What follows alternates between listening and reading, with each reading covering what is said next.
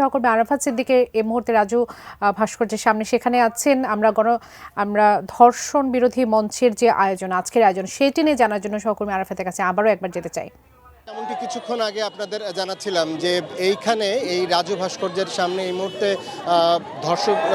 ধর্ষণ বিরোধী মঞ্চ এবং ঢাকা বিশ্ববিদ্যালয়ের সাধারণ শিক্ষার্থীরা তারা কিছুক্ষণ আগে ভিসি চত্বরের সামনে তারা গায়েবানা জানাজা পড়েছেন এবং গায়েবানা জানাজা শেষে তারা এই মুহূর্তে রাজু ভাস্কর্যের সামনে এসে তাদের একটি কফিন মিছিল নিয়ে তারা ভিসি চত্বর থেকে রাজু ভাস্কর্যের সামনে আসেন এবং এইখানে তারা এই মুহূর্তে তারা তাদের বিক্ষোভ জানাচ্ছেন, যেটি আসলে প্রত্যেকেই বলছেন। এর আগে এই রাজু ভাস্কর্যের সামনে থেকে আমরা দেখেছি যে সাধারণ ছাত্র জনতাদের ব্যানারে একটি মশাল মিছিল হয়েছে এবং একই সেই মশাল মিছিল থেকে একদিকে যেমন নারীর নিরাপত্তা নিশ্চিত করতে না পারায় স্বরাষ্ট্র উপদেষ্টার অপসারণ দাবি করা হয়েছে, তেমনি চট্টগ্রাম বিশ্ববিদ্যালয় সহ বিভিন্ন বিশ্ববিদ্যালয় যেখানে নারী শিক্ষার্থীদের নানা নির্যাতন বা নারী শিক্ষার্থীদের উপর যে অবিচার হয়েছে সেই অবিচার চাওয়া হয়েছে। কিছুদিন আগে জানেন যে প্রধান উপদেষ্টার বাসভবন বরাবর যাওয়ার সময় ধর্ষণ বিরোধী যে মিছিল ছিল সেই মিছিলে পুলিশের সঙ্গে তাদের যে ধাক্কাধাক্কি হয় বা পুলিশের সঙ্গে যে অপ্রীতিকর ঘটনা ঘটে তারও প্রতিবাদ জানানো হয়েছে এবং একই সঙ্গে এই আছিয়ার মৃত্যুতে মাগুরার যে 8 বছরের শিশু সে যে তার নিজের পরিবারের আত্মীয়ের বাড়িতে গিয়ে এইভাবে নৃশংস নির্যাতনের শিকার হয়েছেন এবং এর জন্য যারা দায়ী, যারা তাকে এইভাবে নৃশংস এই নির্যাতন করেছেন এবং যারা তাকে হত্যা করেছেন সেই হত্যাকারীদের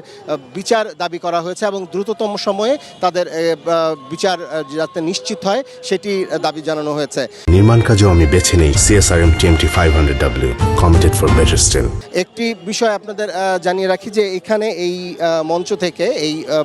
এই ধর্ষণ বিরোধী মঞ্চ এবং ঢাকা বিশ্ববিদ্যালয়ের সাধারণ শিক্ষার্থীদের যে আয়োজন সেইখান থেকে এই মুহূর্তে বিক্ষোভ মিছিলটি এসে একটি কফিন মিছিল এসে এই রাজু ভাস্কর্যে শেষ হয় এবং এখানে তারা সংক্ষিপ্ত বিক্ষোভ সমাবেশ করছেন। সেই বিক্ষোভ সমাবেশ থেকেও কিন্তু একই ধরনের দাবি জানানো হয়েছে। আমরা এই বিষয়টি নিয়ে ঢাকা বিশ্ববিদ্যালয়ের উপাচার্য তিনি ভিসি চত্বরে যে গায়েবানা জানাজা অনুষ্ঠিত হয়েছে, আছিয়ার যে গায়েবানা জানাজা অনুষ্ঠিত হয়েছে সেই গায়েবানা জানাজায় তিনি অংশ নিয়েছিলেন। তিনি যেটি বলছিলেন যে একদিকে এই আছিয়ার মৃত্যু যেমন একটি নৃশংস একটি দিক এবং রাষ্ট্রযন্ত্রের আসলে বিশেষ করে প্রশাসনের এবং আইন প্রয়োগ যে আরও কঠোর হওয়া উচিত সেইটি যেমন এই একদিকে আমাদের মনে করিয়ে দেয়, তেমনি এই আছিয়ার মৃত্যুকে কেন্দ্র করে সারা বাংলাদেশের মানুষের একসঙ্গে গর্জে ওঠা এবং এই যে ঐক্যবদ্ধভাবে একটি আন্দোলনে অংশ নেওয়া সেটি আসলে একটি ভালো দিক বলেও তিনি উল্লেখ করেছেন এবং এই স্পিরিটটিকে কাজে লাগিয়ে তিনি বলছিলেন যে যাতে বাংলাদেশ থেকে এই ধর্ষণ নামের যে নির্যাতন সেটি যাতে চিরতরে নির্মূল করা যায় তার জন্য আসলে এটি আসলে মোক্ষম সময় এবং সবাইকে তিনি আহ্বান জানিয়েছেন শুধু যে আইন শৃঙ্খলা পরিস্থিতি বা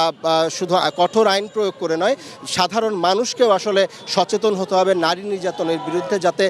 প্রত্যেকটি গৃহে, রাস্তায় এবং কি প্রত্যেকটি জায়গায় যাতে নারী সহকর্মীরা, নারীরা যাতে সুরক্ষিত থাকে সে বিষয়ে সবাইকে এগিয়ে আসার, সেই বিষয়টি নিশ্চিত করার জন্য সবাইকে এগিয়ে আসার আহ্বান জানিয়েছেন তিনি। তো এই ছিল আমার কাছে ঢাকা বিশ্ববিদ্যালয়ের রাজু ভাস্কর্যের সামনে থেকে সবশেষ।